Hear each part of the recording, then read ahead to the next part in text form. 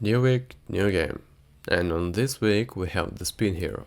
I have some quibbles with this game, but I have found it overall enjoyable. Late game sucks, and this is where it really needs some tweaks.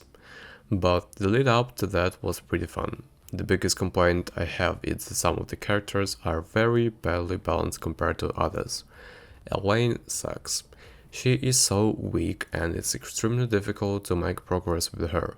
This could be fixed by also addressing another issue I have, which is the equipment ultimately doesn't have very much variety and you end up having to run the same builds over and over no matter which character you're playing.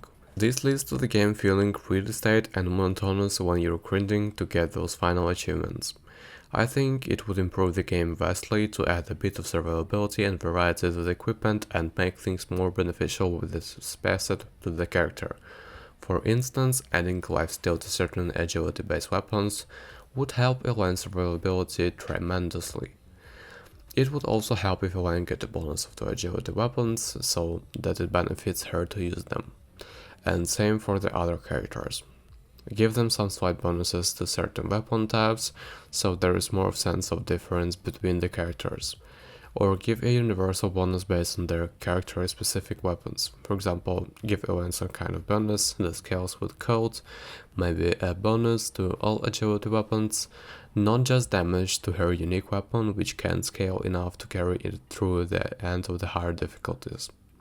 I think this game also needs a rotative style way to weight your RNG a bit towards the build you are trying to achieve. So, once I pick an item, I have a higher chance of getting a similar compatibility item later on.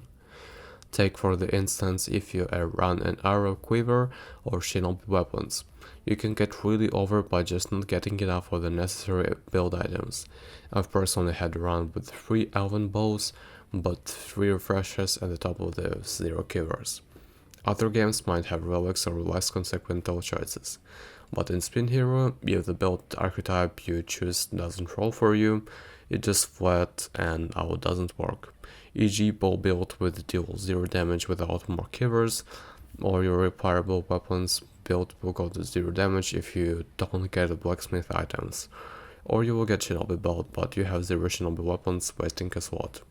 This by default pushes the game towards the more reliable build composition such as poison, cold damage, scaling on the roguelike class, mana weapons. The other issue is on how ridiculously important shield is in runs. You will rarely win runs passing into damage because there just isn't enough max HP, or ways to increase the max HP, to stop the bosses from hitting 50-60 damage on your single hit. This means that in many runs you're running for high tier armor items or you're trying to get the perfect build comp.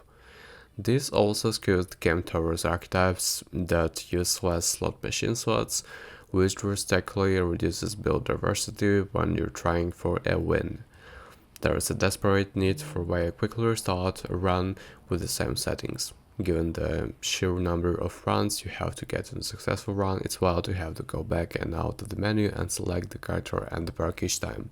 My last thought is that there should be a certain items that are unique so as to not clog up future picks.